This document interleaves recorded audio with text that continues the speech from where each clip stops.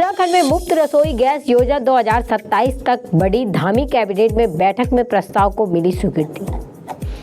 राष्ट्रीय खेलों में हमेशा प्रदेश के 4 खेल होंगे शामिल। 2 पर स्थिति साफ, शेष की जल्द होगी घोषणा। बद्रीनाथ केदारनाथ यात्रा धीमी, यात्रा से घट गई बीकेटीसी की आय। महिला की हत्या, शव बैग में डालकर हाईवे किनारे फेंका। दुष्कर्म के बाद गला घोटने की आशंका। निवर्तमान छात्र संघ पदाधिकारी पर मारपीट का आरोप।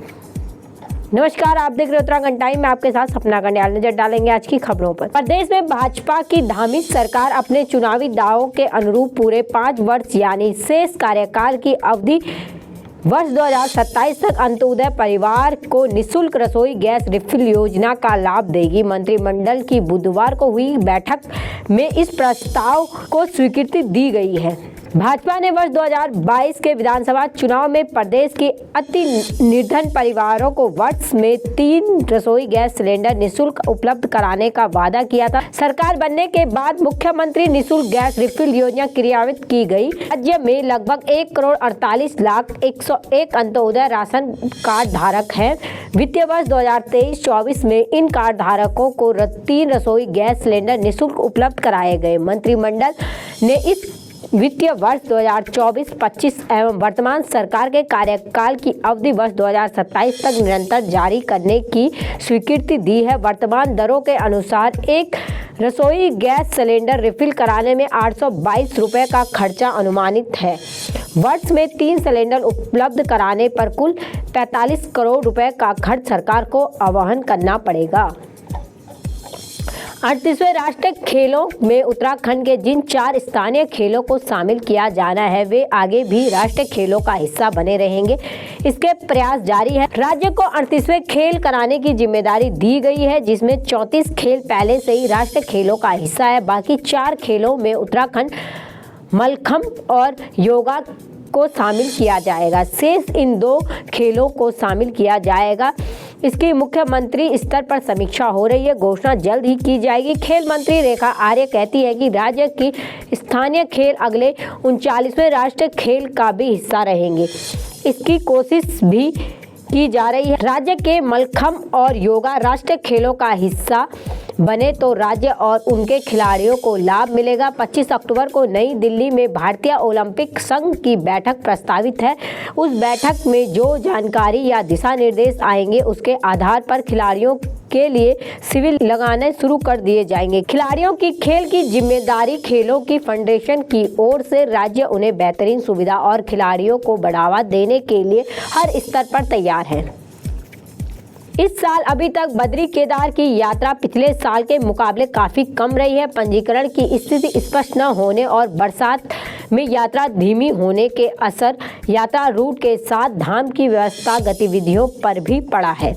साथ ही बीकेटीसी को करोड़ों का नुकसान भी हुआ है। पिछले साल जांच समिति ने 83 करोड़ की आय हुई थी। इस साल अभी तक 54 करोड़ की आय ही हुई है। हालांकि अब बद्रीनाथ धाम की यात्रा करीब 4 सप्ताह और केदारनाथ धाम की 10 दिन और चलेगी। बद्रीनाथ धाम में अभी तक 12 लाख तीर्थ यात्री पहुंचे हैं, जबकि पिछले साल अब तक 18 लाख से अधिक श्रद्धालु बद्रीनाथ धाम पहुंच चुके थे।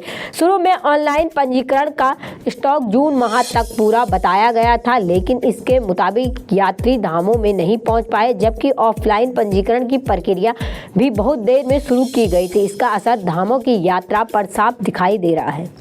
नेशनल हाईवे किनारे एक बैग में महिला का शव बरामद होने से सनसनी फैल गई है। महिला से दुष्कर्म कर गला दबाकर हत्या की आशंका जताई जा रही है। सूचना पर एसएसपी और एसपी सिटी ने फोर्स के साथ मौके पर पहुंची घटना स्थल का मुआयजा लिया। पुलिस ने निकासी के लिए शव को मोर्ची में भेज दिया गया है। बुधवार को दोपहर करीब 3:30 बजे NH 74 काशीपुर हाईवे के किनारे मोहनपुर नंबर 1 गाँव में कुछ बच्चे बकरी चराने गए थे। बच्चों ने हल्दी के खेत में संदिग्ध हालत में बड़ा बैग पड़ा देखा। बच्चों की सूचना पर ग्रामीण मौके पर पहुंचे और पुलिस को मामले की जानकारी दी। पुलिसकर्मी ने बैग खोलकर देखा तो उसमें प्लास्टिक की पन्नी में एक महिला का शव मिला।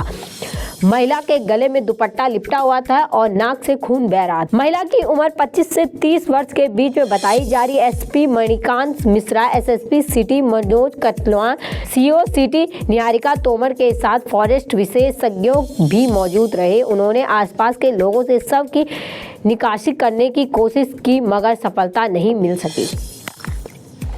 एक छात्र निवर्तमान छात्र संघ पदाधिकारी उसके साथियों पर मारपीट का जाति सूचक शब्दों का प्रयोग करने का आरोप लगाया है। छात्र ने पुलिस एवं प्राचार्य से आरोपियों के खिलाफ कार्रवाई करने की मांग की है। बुधवार को एमए तृतीय सेमेस्टर के छात्र हितेश कुमार ने प्रारंभिक प्राचार्य डॉक्टर सुभाष चंद्र कुशवाल को शिकायत पत्र सौंपा है। इसमें उन्होंने कहा है कि करीब 1:30 बजे वह प्रयोगशाला फाइल जमा करने के लिए अर्थशास्त्र विभाग के पीजी ब्लॉक में गया था। यहाँ एक निवर्तमान छात्र संघ पदाधिकारी नशे की हालत में अपने साथियों के साथ गाली गलौज कर जाति सूचक शब्दों का प्रयोग करने लगा। वहाँ छात्राएं भी खड़ी थी। विरोध करने पर आरोपी ने उस पर हमला कर दिया। बेमुश्किल वहां से जान बचाकर भागा। सूचना पर पहुंची पुलिस को देखकर आरोपी भाग निकला। पीड़ित छात्र ने बताया है कि घटना को अंजाम देने वाले आरोपी के साथ बाहर के युवक भी मौजूद थे। उसने घटना के खिलाफ संज्ञान लेकर आरोपियों के खिलाफ कार्रवाई करने की मांग की है। वहीं छात्र संघ चुनाव प्रभारी डॉक्टर महिपाल सिंह ने बताया है कि पीजी ब्लॉक में बाहरी युवक और छात्रों के बीच जमकर विवाद हुआ। 50% युवक महाविद्यालय में घूम रहे हैं। वह परिचय पत्रों के वितरण कार्य एवं छात्रों में व्यवधान उत्पन्न कर रहे हैं। बाकी की तमाम खबरों के लिए जुड़े रहे हमारे साथ और देखते रहे उत्तराखंड टाइम। धन्यवाद।